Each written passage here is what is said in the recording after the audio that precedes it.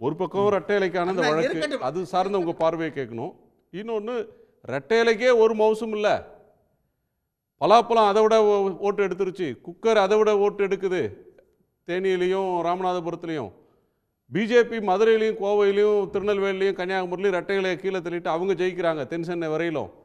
So எதுக்கு இவ்வளவு பெரிய சண்டை அப்படின்னு கேட்கிற குரல்களும் இன்னொரு பக்கம் இருக்குது. உங்கள் டோன் என்ன இதில்? இந்த விவகாரத்தில் வழக்கு போட்டவர் திண்டுக்கலை சேர்ந்த சூரியமூர்த்தி. அவர் கட்சிக்கு அவருக்கும் சம்மந்தம் இல்லைன்னு அக்னீஸ்வரன் சொல்கிறாரு. அவர் முன்னாடி கட்சிக்காரர் இருந்தார்னு சொல்கிறாரு. உண்மையிலே நீதிமன்றம் இந்த வழக்கை ஆரம்பத்திலே தள்ளுபடி செய்திருக்கணும், இது என்னுடைய கருத்து. ஏனென்றால் ஏற்கனவே 2023 பிப்ரவரி மாதம் ஈரோடு இடைத்தேர்தல், அந்த ஈரோடு கிழக்கு இடைத்தேர்தல் விவகாரத்தில் மனு தாக்கல் செய்யப்படும் போது எடப்பாடிக்குன்னு கொடுத்துட்டாங்க.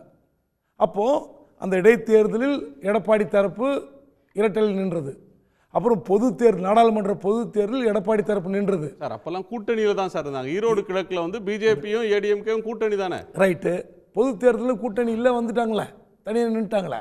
அப்போது 2 முறை இடைத்தேர்தல் பொது தேர்தல் என்று இரட்டை இலை சின்னத்தில் எடப்பாடி தலைமையிலான அதிமுக நின்று இருக்கிறது.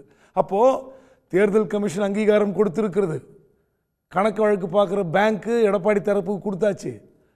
அவங்க லாயர்ஸோட ஆஃபீஸ் எடப்பாடி கொடுத்தாச்சு. இப்போ இந்த திண்டுக்கல் சூரியமூர்த்திக்கு என்ன லோக்கல் ஸ்டாண்ட் இருக்குது? எதுக்காக கேஸ் போடுறார்? எதுக்கு ஹைகோர்ட் வந்து இவர் வந்து அலோவ் பண்ணுது? எலெக்ஷன் கமிஷன் நீங்கள் வந்து பெட்டிஷன் இன்டர்வியூ போடுங்கன்னு சொல்கிறாங்க. தப்பு. ஏற்கனவே எலெக்ஷன் கமிஷன் 2023 பிப்ரவரியில் கொடுத்த பிறகு இதுக்கு வந்து இங்கே வேல்யூவே கிடையாது. தேர்தல் ஆணையமும் லோக்கல் ஸ்டாண்டின்ற இஷ்யூ எழுப்பலை. அதில் வந்து தேர்தல் ஆணையம் ஒரு மனுதாரர், ஓபிஎஸ் ஒரு மனுதாரர், அதுக்கு அடுத்து தான் இபிஎஸ் வர்றாரு சூரியமூர்த்தியோட கேஸில். ஆமாம், சூரியமூர்த்தி போட்ட பிறகு ஹைகோர்ட் தான் தேர்தல் கமிஷன் கூப்பிடுது. என்ன சொல்கிறீங்க, பதில் சொல்லுங்கள், பதில் போடுங்க. அதுக்கப்புறம் தான் பதில் போடுறாங்க. அவங்க இன்டர்வியூ பெட்டிஷன் ஹைகோர்ட் சொன்ன பிறகு போடுறாங்க. இப்போ என்னோட கருத்து என்னென்னா, சரி இப்போ ரெட்டை இலை சின்னத்துக்கு அவர் போட்டார். இப்போ ஓபிஎஸ் இப்போ போய் என்ன கேட்குறாரு? எதுக்கு என்ன பதில் தாக்கல்? ரிட்டர்ன் ஸ்டேட்மெண்ட்டில் என்ன சொல்லியிருப்பாரு? நேரடியாக அவர் வழக்கறிஞர் என்ன சொல்லியிருப்பாரு? யாருக்கும் தெரியாது. நான் கேட்குறேன், இவர் கேஸ் போடல, கொடுத்ததெல்லாம் இருக்கு, ஊடகங்களில் வந்திருக்கு. இப்போ இவர் கேஸ் போடல. நான் கேட்குறேன், கேஸ் போட்டது வேற யாரோ ஒருத்தர். ஆனால் இப்போ ஓபிஎஸ் பாருங்க என்ன கொடுமைன்னா, அதிமுக சின்னத்தில் 2021 நின்று வெற்றி பெற்ற எம்எல்ஏ, அதிமுக எம்எல்ஏ. ஆனால் எம்பியில் அந்த கட்சியே மதிக்கல, சின்னத்தை மதிக்கல, அந்த சின்னத்தை எதிர்த்து பலாப்பழத்தில் நிற்கிறார் எம்பிக்கு. என்ன கொடுமை பாருங்க. சின்னம் அவர்கிட்ட இல்லையே, அவர் இருந்தா சின்னம் இருந்தா அது சின்னத்துல நின்றுக்க போறாரு. எம்எல்ஏவா இருக்காரு, அந்த இரட்டை இலை சின்னத்தினுடைய எம்எல்ஏவாக இருக்கிறார். அப்போ குறைஞ்சபட்சம் ஒரு அரசியல் 3 முறை முதலமைச்சர், கட்சியினுடைய ஒருங்கிணைப்பாளர்.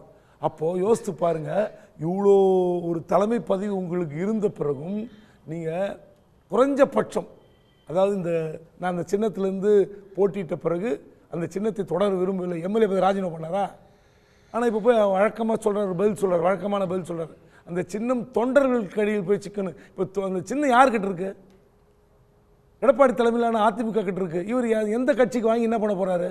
அதாவது ஒரு விஷயம் பாருங்க, பாஜக உண்மையிலே ஓபிஎஸ் ஒரு செல்வாக்கு மிக்க தலைவர் அப்படின்னா அவரை நம்பி இந்த சின்னத்தை இவர்கிட்ட கொடுத்துருக்கோம். சரி பரவாயில்ல, அவர் செல்வாக்கு மிக்க தலைவர் இல்லை, ஆனால் செல்வாக்கு மிக்க தலைவராக அவரை உருவாக்கி விடுவோம் அப்படின்னு பாஜக கையில் எடுத்தது. அப்போ யார் நம்பினார்? துக்ளக் குருமூர்த்தி நம்பினார், போய் தர்மயுத்தம் செய்தார். அவர் கையில் வைத்துக்கொண்டு என்னென்னவோ பண்ணி பார்த்தாங்க.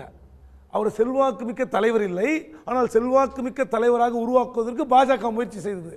அப்பவும் தோத்து போயிட்டார். ஒவ்வொரு கட்சியினுடைய உள் விவகாரத்தையும் தங்களுக்கு அதில் ஏதாவது சாதனையகமாக பயன்படுத்தி கொள்ள முடியுமா அப்படின்னு பிஜேபி பல மாநிலங்களில் முயற்சி செய்திருக்கிறது. தமிழ்நாட்டிலையும் அதிமுக விவகாரத்தில் அப்படி ஒரு முயற்சியை பண்ணி பார்த்துருக்குறாங்க. இப்போ வந்து க்ளோஸ்ட் சாப்டரா இது இல்லை, இதில் இன்னமும் இதில் ஏதாவது ஒரு கமா ஒரு நெருக்கடி தருவதற்கான ஸ்கோப் இருக்குன்னு நினைக்கிறேன். தேர்தல் ஆணையம் என்னென்னா பாஜகவுடைய ஆசைக்காக சில விஷயங்கள் செய்யலாம். இப்போ தேர்தல் ஒன்றும் வரல, இடைத்தேர்தல் இப்போ தேதி அறிவித்த பிறகு கண்டிப்பாக எடப்பாடி ஒரு மனு போடுவார். கண்டிப்பாக ஏற்கனவே சுப்ரீம் கோர்ட்டில் மனு போட்டபடி திரும்ப கிடைக்கும். என்னை பொறுத்த வரைக்கும் என்னென்னா, பட் ஓபிஎஸ் வந்து நான் என்ன சொல்கிறேன்னா 2 விஷயம்தான், சண்டைக்காரன் காலில் விழுறதா சாட்சிக்காரன் காலில் விழுறதா. இந்த பிரச்சனைக்கு சண்டைக்காரன் காலில் விழுந்துடலாம். ஓபிஎஸ் கார் எடுத்துக்கிட்டு நாளை காலையில் சேலத்தில் 6 மணிக்கு அவர் வீட்டுக்கு போய் கதவை தட்டினார்னா பிரச்சனை முடிஞ்சிடும். நீங்கள் போயிட்டு ஏற்கனவே துக்ளக் குருமூர்த்தி நம்பி தர்மயுத்தம் நடத்தி பட்ட அவமானங்கள் ஒன்று. இப்போது போய் திடீர்னு போய் போயஸ் கேண்டில் போய் ரஜினியை பார்த்து விட்டு நாங்கள் அரசியல் நானும் பேசவில்லை. தினகரன் சாரும் இணைஞ்சு பயணிப்போம் சொன்னாரு. சரி பயணிங்க, யார் தடுத்தாங்க உங்களை? 2 பேரும் சேர்ந்து தானே எலெக்ஷன்ல நின்னாங்க. இவர் ஒரு தொகுதியில அவர் ஒரு தொகுதியிலன்னு தகுதி நின்னாங்க. சரி, இவர் அங்க போய் பிரச்சாரம் பண்ணாரா? குக்கருக்கு இவர் போய் பிரச்சாரம் பண்ணாரா? இல்ல அவர் குக்கரை விட்டுட்டு இங்க வந்து பிரச்சாரம் பண்ண பலாப்பழத்துக்கு பிரச்சாரம் பண்ணாரா? அவரோட ஆதரவாளர்கள் இவருக்கும் இவரோட ஆதரவாளர்கள் அவருக்கு ஓட்டு போட்டுருக்க மாட்டாங்களா? அதாங்க, இவங்களுக்கு என்ன பிரச்சனைனா ஒரு பிரச்சனை இல்ல, கிடையாது. பிரச்சாரத்துக்கு போனாங்க. பாஜகவை நம்பிக்கொண்டு சுமார் correction. எப்படியாவது 2 பேருமே பிரச்சாரத்துக்கு போனாங்க. சரி சரி சரி சரி பிரச்சாரத்துக்கு போனாங்க 2 பேரும். உங்களுக்கு நேரம் கொடுப்பாரு. கரெக்ட் பண்றாரு சார். இவர் பிரச்சாரத்துக்கு அவர் போனார், அவர் பிரச்சாரத்துக்கு இவர் வந்தார். ஆமா சரி ரைட். அண்ணா, கேட்கிறேன் அண்ணா உங்க அனுமதியோட நான் ராம்நாட்டில் தேர்தல் பொறுப்பாளராக இருந்து திரு தினகரன் அவர்கள் பிரச்சாரத்துக்கு வந்தார். அவ்வளவுதான். சரி ஓகே. ஓபிஎஸ் அவர்கள் 2 நாள் போனார். ஆனா இப்போ யோசித்து பாருங்க, இவர் வந்து ஏற்கனவே பாஜக இவர் கையில் எடுத்துக்கொண்டு ஒரு தலைவராக உருவாக்க முடியல. இனிமேல் பாருங்க, டெல்லி போனா அவங்க சந்திக்க முடியல. இங்க மேடையில் எங்கேயாவது நிகழ்ச்சி வந்து அங்க ஓடி போய் நிற்கிறாரு. போய் ரஜினியை போய் பார்த்து புத்தாண்டு வாழ்த்து தெரிவிக்க வந்தேன் அப்படின்னு சொல்லிட்டு அதோட விட்டுட்டு போயிருந்தாருன்னா பிரச்சனை இல்லை. அப்போ சொல்றாரு ரஜினி நம்பிக்கைக்குரியவர். இதுல என்ன பொருள் எடுத்துப்பீங்க? நம்பிக்கை இருக்கு, நம்பிக்கைக்குரியவர் தான். நம்பிக்கைக்கு மாறானவர் அவரு. என்ன கோரிக்கை வச்சுங்க, என்ன நம்பிக்கை தந்தார்? இல்ல, நம்பிக்கைக்கு மாறானவரா ஒரு மரியாதைக்கு சொல்றது தான் சார் அது. இல்லங்க, நீங்க புத்தாண்டுக்காக நான் போனேன், வாழ்த்து சொன்னேன், எனக்கு அவருக்கு ரொம்ப நட்பு உண்டு, ஜெயலலிதா இறந்த பிறகு நானும் அவர் ரொம்ப நட்பாயிட்டோன்னு சொன்னீங்கன்னா பிரச்சனை இல்லை. ஜெயலலிதா இருக்கும்போது என்னைக்கா போயஸ்கான் பக்கம் போய் ரஜினி பார்த்துருப்பீங்களா? பார்த்துருக்க முடியுமா? இதுதான் சொல்றேனே. நீங்க அவர் பாவம் வந்து நம்ம தமிழ்நாட்டை சார்ந்தவர். ஜெயலலிதா இருக்கும்போது 2 முறை முதலமைச்சராக இருந்தார். ஜெயலலிதா இறந்த பிறகு ஒரு முறை முதலமைச்சராக இருக்கிறார். அப்படிப்பட்ட ஒரு தலைவராக இருப்பவர் அப்போ எப்படி இருக்கணும்? ஒன்று ஒரு வலிமையான தலைவர்னா எடப்பாடியை அணைச்சிக்கணும். இல்லை பாஜகவது என்ன பண்ணும், அப்பா இவர் தான் சரியான ஆள், பாஜக எல்லா தலைவரும் தூக்கிட்டு இவரை பாஜக தலைவராக போட்டு தமிழ்நாட்டில் கட்சி வளர்த்துருக்கலாம். எதுக்குமே இவர் வந்து சரியா இல்லைன்னு தெரிஞ்ச பிறகு இவர் போய் இப்போ பேட்டி கொடுக்குறாரு, சின்னம் தொண்டர்கள் கையில் கிடைக்கும். ஏங்க என்னதான் உங்களுக்கு பிரச்சனை? நம்ம அதிமுக உள்கட்சி பிரச்சனை இருப்பதாக அவர் என்ன சொல்றாரு, எடப்பாடி பழனிசாமி அவர்கள் கையில் இருக்கிற சின்னம் வந்து தொண்டர்களுடைய திருக்கரங்களுக்கு வந்து சேருங்கிறாரு. அது என்னன்னு ஒரே நிமிஷம் சுப்ரத்னன் சார் தான் கிளாரிஃபை பண்ணணும். சுப்ரத்னன் சார், அது என்னது தொண்டர்கள் கையில் கிடைக்கிறதுனா என்ன சார் அது? அண்ணா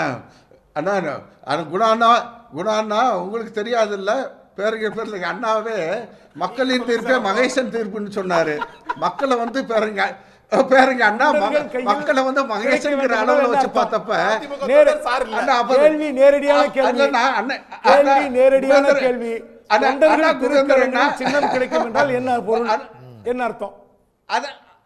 அதைத்தான தன்னை தொண்டர்னு நினைச்சுக்கிறாரு. ஓபிஎஸ் தன்னை தொண்டர்னு நினைச்சுக்கிறாரு.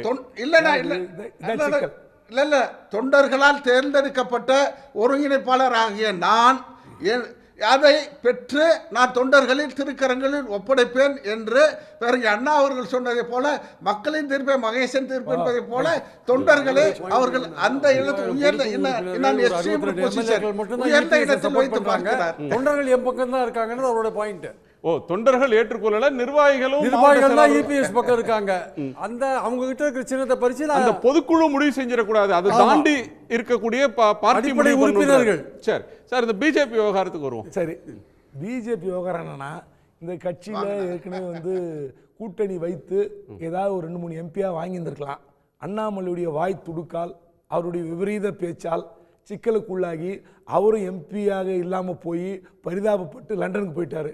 அதன் பிறகு தலைமை என்ன சொல்லியிருக்கோம், தமிழ்நாட்டில் கூட்டணி பற்றிய இறுதி முடிவு எடுக்க வேண்டியது நாங்கள் தான், நீங்கள் இல்லை, தயவு செய்து இனிமேல் கூட்டணி அகில இந்திய கட்சிகள் அவங்க தான் சார் எடுப்பாங்க. இல்லையே, இவர் என்ன இவர் ஒரு சான்ஸ் எடுக்க முடியாத அளவுக்கு பேசி ரப்சர் பண்ணிட்டாரு. அதான் தமிழ்நாட்டில் திமுக வந்து காங்கிரஸ் முடிவெடுக்குது. எப்படி காங்கிரஸ் செல்வ பெருந்தகை முடிவெடுக்க முடியாது. அதிமுகவோட கூட்டணி இருக்கிறதா திமுகவோட இருக்கிறதா அப்படின்றது செல்வ மாநில தலைவர் முடிவெடுக்க முடியாது. அந்த கட்சியோட அகில இந்திய தலைமை முடிவு செய்யும். ஆனால் திமுகவோட நல்லுறவை வைக்கணுமா இல்லையா, நல்லுறவு கொண்ட ஒருவரா நடந்துக்கிறதா இல்லையா, அவரால் ஒரு நெருக்கடி வருதா, யார் அதெல்லாம் யார் முடிவெடுப்பா? மாநில கட்சி தான் முடிவெடுக்கும். அதாங்க. ஆனால் அண்ணாமலைக்கு என்ன பிரச்சனைனா, இவர் ஒரு பெரிய அதிமுக இல்லாமல் திமுக விசஸ் பாஜகன்னு கொண்டு போய் ஓவராக போய் ஜெயலலிதா தண்டிக்கப்பட்ட குற்றவாளி அப்படி தான் பேசுவேன், இவங்களுக்கு யாரும் தகுதி கிடையாது, நான் கை கட்டி வாட்ச்மேன் மேனேஜர் மாதிரி நிற்க மாட்டேன், இப்படிலாம் பேசி எடப்பாடி நோகடித்து, அதிமுக தொண்டர்களை நோகடித்து, எல்லா வகையிலும் சிக்கலாகி அவரும் எம்பி ஆகலாம் போயிட்டார். என்ன கொடுமைன்னா யோசித்து பாருங்கள், சேலத்தில் எடப்பாடி அவர்கள் ஒரு பேட்டி தரார். பாஜக 2014 வாங்கிய வாக்கை விட இந்த தேர்தலில் குறைவான வாக்குன்னு இப்படி ஒரு புள்ளி ஒருத்தர் இப்போ சமீபத்தில் சொன்னார், 2 மாதத்துக்கு முன்னாடி சொன்னார். இதை பற்றி அண்ணாமலை கிட்ட கேள்வி கேட்கும்போது பாஜக வளர்ந்துருக்கிறது அவரே கூட பேசினார் தான் சொன்னாரே தவிர, வழக்கமான அண்ணாமலையாக இருந்தால் எடப்பாடி பழனிசாமி அவர்கள் எப்படி ஏறி அடித்திருப்பார் நமக்கு தெரியும். காரணம், இப்போ பாருங்கள், 2025 பிப்ரவரி மாதம் அங்கே சமாதிக்கு வருவார். ஜெயலலிதா சமாதி அவர்களுக்கு வந்து அங்கே என்னெல்லாம் பல்ட்டி அடித்து அதிமுக பாஜக உறவுக்கு என்னெல்லாம் செய்வார்னு தெரியல. ஏன்னா அவர் தலைவர் பதவி பறிக்கப்பட போவதாக ஒரு தகவல் நிலவி கொண்டிருக்கிறது. ஒன்று, தலைவர் பதவி தக்க வைத்துக் கொள்வதற்காக தமிழிசை வந்து அதுக்காக தீவிர முயற்சி செஞ்சுட்டு இருக்கிறாங்க. அவர் போய் டெல்லியிலேயே முகாமிட்டு இருக்கிறார், தலைவராக தான் மீண்டும் வருவோம்னு சொல்லிட்டு போனார்னு அவருடைய ஆதரவாளர்கள் சொல்வதாக ஊடகத்திலலாம் செய்திகள் இருக்கே சார். இல்லை, அவங்க வந்து ஜம்மு காஷ்மீருடைய அந்த உள்கட்சி தேர்தலுக்காக பார்வையிடுவதற்காக போயிருப்பதாக பேட்டி கொடுத்துருக்காங்க. மாநில தலைவரை தேர்ந்தெடுக்கிறோம் அப்படின்னு சொல்லி பேட்டியை கொடுத்துருக்காங்க. அதனால் அவங்க உள்கட்சி தேர்தல் அது அவங்க பார்க்க போயிருக்காங்க. அவங்க தலைவராக வருகிறார்கள் நமக்கு தெரியாது.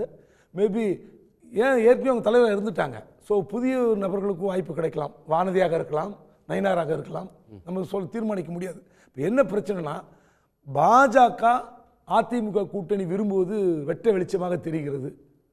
ஆனால் எடப்பாடி பழனிசாமி அந்த கதவை திறந்து வைத்திருக்கிறாரா, திறக்க போகிறாரா தெரியல.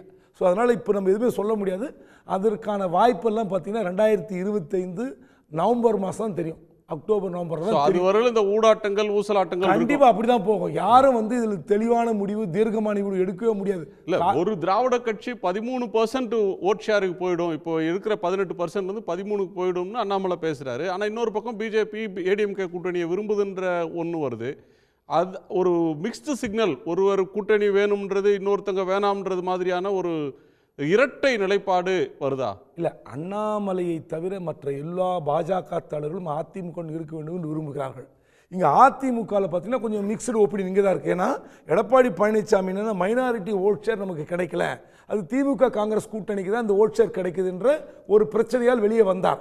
ஆனால் 2024 நாடாளுமன்ற தேர்தலில் மைனாரிட்டி ஓட் ஷேர் அவருக்கு கிடைக்கல. அட்லீஸ்ட் 50% ஷேர் ஆயிருக்கும்னு நினைச்சாரு, அதுவும் கிடைக்கல. இப்போ என்ன நினைக்கிறாங்கன்னா, திமுக காங்கிரஸ் கூட்டணிக்கு தான் மைனாரிட்டி ஓட் ஷேர் கிடைக்கும், நமக்கு அது கிடைக்காது, எனவே ஏன் நம்ம அதை நம்பி இருக்க வேண்டும் என்று ஒரு அழுத்தம் எடப்பாடிக்கு தரப்படுகிறது. வராத ஓட்டை நம்பி ஏன் நீங்க காத்திருக்கிறீங்க? அதனால பாஜக பக்கம் போறான்னு 2ஆம் கட்ட 3ஆம் கட்ட தலைவர்கள் அழுத்தம் கொடுப்பதாக ஒரு தகவல் இருக்கிறது. ஆனால் என்னை பொறுத்தவரை மீண்டும் நீங்க பாஜக பக்கம் போனீங்கன்னா, உதாரணம் இருக்கு, மகாராஷ்டிரா, பீகார், கர்நாடகா, உங்களை வாழ விட மாட்டாங்க, சான்ஸ் பார்த்துட்டு தான் இருப்பாங்க. பார்த்துட்டு இந்த கட்சியை உடைக்க தான் செய்வார்கள். ஏனென்றால் அவர்களுக்கு என்னன்னா, அவர்கள் கால் ஊன்ற வேண்டும், அவர்கள் ஆட்சியில் அமர வேண்டும், கூட்டணி ஆட்சி என்று உள்ளே வருவார்கள். கடைசியில் உங்கள் கட்சியே இருக்காது, அதெல்லாம் செய்வாங்க. அதனால் எடப்பாடி தான் ஒரு தெளிவான முடிவு எடுக்கணும். நீங்கள் மைனாரிட்டி ஓட் ஷேர் வந்து உங்களுக்கு கிடைக்குதுன்றது வந்து ஒரு தேர்தலில் முடிவு எடுக்க முடியாது.